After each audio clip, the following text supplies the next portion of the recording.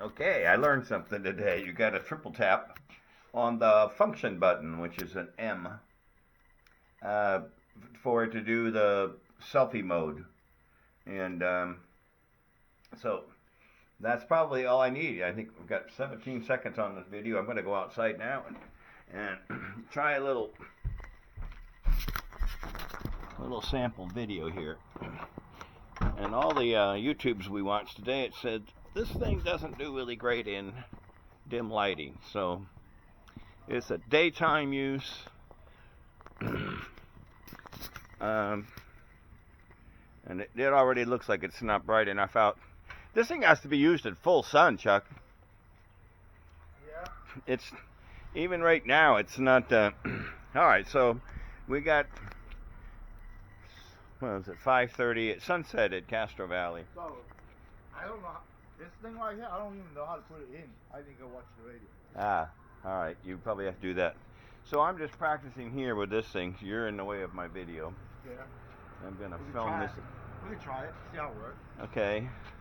There's Chuck U. We gotta go home over here, ready to go. You see, right here it's much more easier, and you carry two.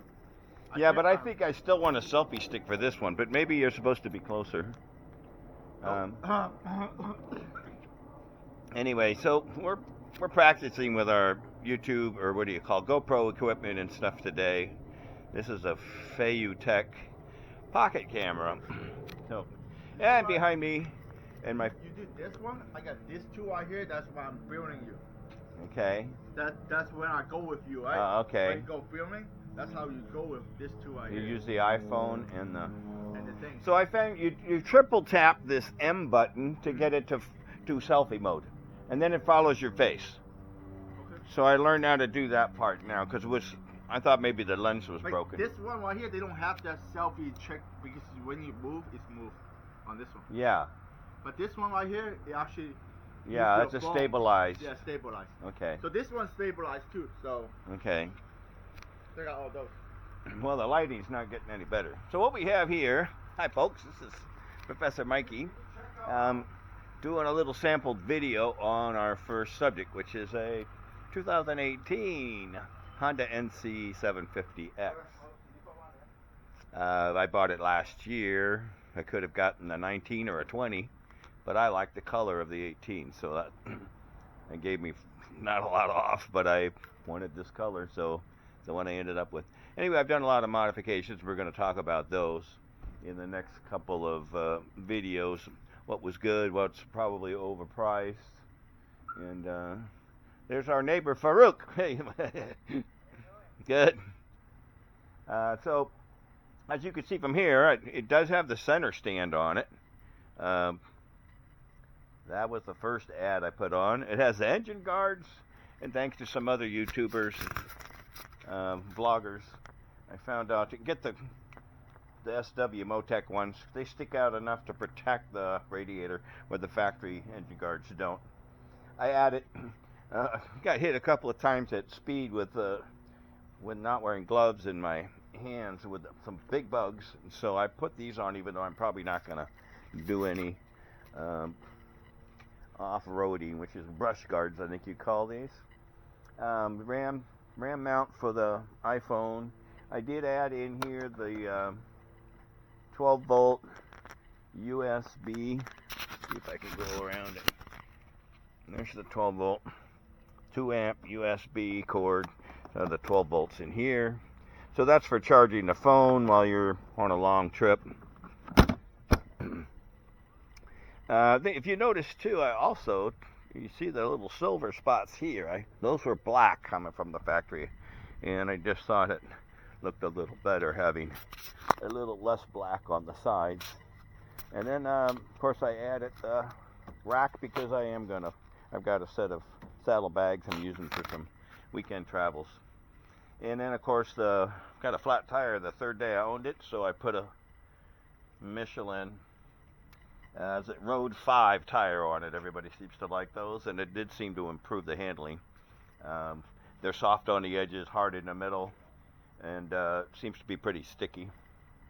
A couple other things. The screen up here on the front, if I can get that. these are really easy to scratch. So the first thing I added was this aftermarket, more durable plastic cover. You can't even see it's there. And they give you 2 of them. So if this one eventually gets scratched up, you can peel it off and put another one on. Very much like an iPhone screen protector.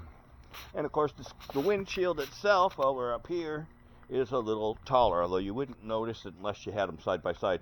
And it really does. I'm only 5'9"-ish, and it really takes most of the wind off of you. This little slightly larger and just very slightly wider, but it's too bad. I think the new model this year that they've revised has a bigger screen on it for that reason too. I have about I bought it almost 1 year ago, and I've got almost 4,000 miles on it right now, and mostly commuting to and from work, which is about a 22-mile commute each way on the very ugly Nimitz. But the greatest thing about this bike is that when you're on the express lane, you don't have to pay anything. And even the Teslas, which by the way, the Tesla factory is only 1 exit from where I work. And the Teslas and all the Priuses and all that, they can't ride in those lanes anymore. It's just an express lane. 3 people or more, or they charge you. And motorcycles are free. There are thousands of people. It's a crowded freeway, both directions, every day. And a lot of times I never see a single motorcyclist on the freeway. So I've either figured out that I'm the brightest guy around buying this and getting 70-some miles per gallon instead of the thirsty Hemi Jeep behind me, or I'm the dumbest guy because there are a lot of motorcycle accidents on that freeway. But I've been riding for 50+ years, and really I'm always pretending that I'm invisible to everybody, and that's how defensive you have to be on that freeway, or most California freeways. Just imagine that nobody sees you, intersections particularly. And you might even notice that when I took the engine guards, installed those, there were some reflectors on the frame. And unlike I see a lot of guys, they strip everything down, the blinkers and all that, and becoming less visible. I moved them up to the forks here so I'd have even more side visibility, because there's just a lot of people on their phones. The weather sometimes is not conducive. People wearing black jackets, a black helmet, and a black motorcycle, and they wonder why people don't see them. So I'm kind of a fan of wearing lighter colors and having brighter motorcycles whenever possible to stand out a little bit and give yourself a fighting chance. We'll go into more details of some of the things I've done to it. I've got you'll notice here some highway pegs. I don't like the big ugly flip down ones. So they're really small and unobtrusive. And after about 2 hours on the bike, you do need to stretch out a little bit. So that's what those are good for. And we'll continue this film shortly. Bye.